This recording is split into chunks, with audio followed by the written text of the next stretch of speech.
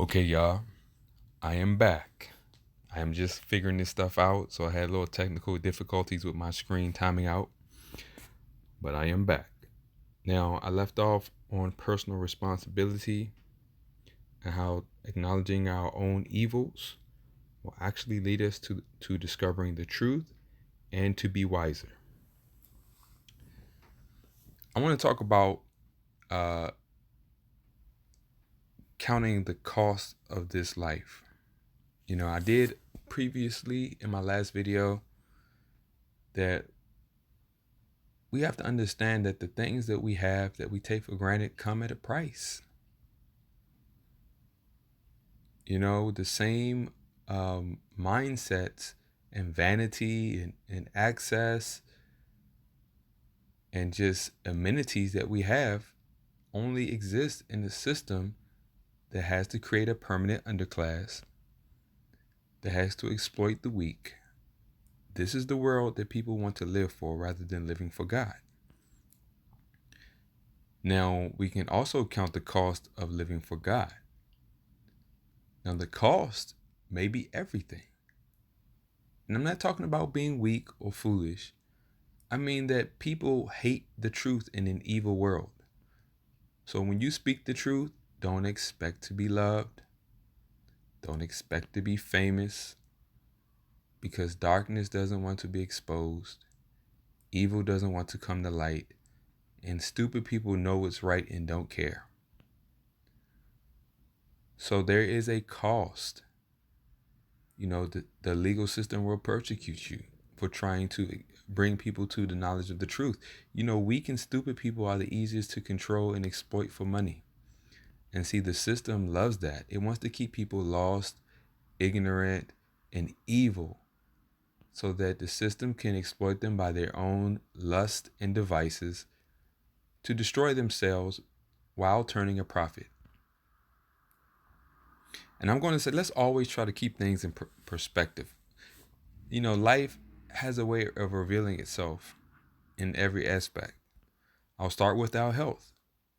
When we're young, our health tends to be a weakness because we feel healthy and strong. We tend to be less wise and responsible. We function more in our flesh, just like in our youth. We tend to explore our sexual nature more. And what does that cause us when we're led by a sexual nature? Well, we deal with people who are also exploiting us in different ways.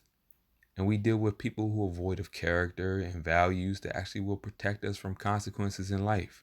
Many people are suffering right now because of their vanity, because they felt so energetic and good about themselves. It caused them to overlook wisdom. And our age, I'm starting, as I get older, I'm understanding why we age.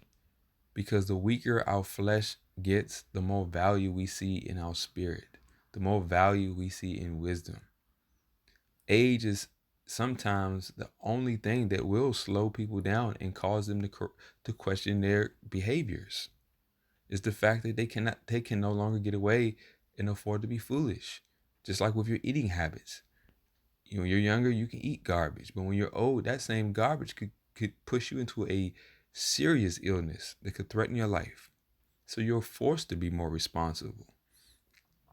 And just like money, a lot of people, when we have it, we feel like we can do anything.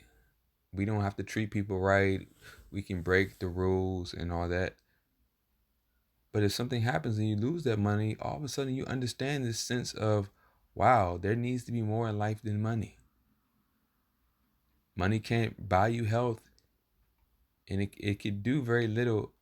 And if the system wants to take you down, it'll create a way for you to lose your money.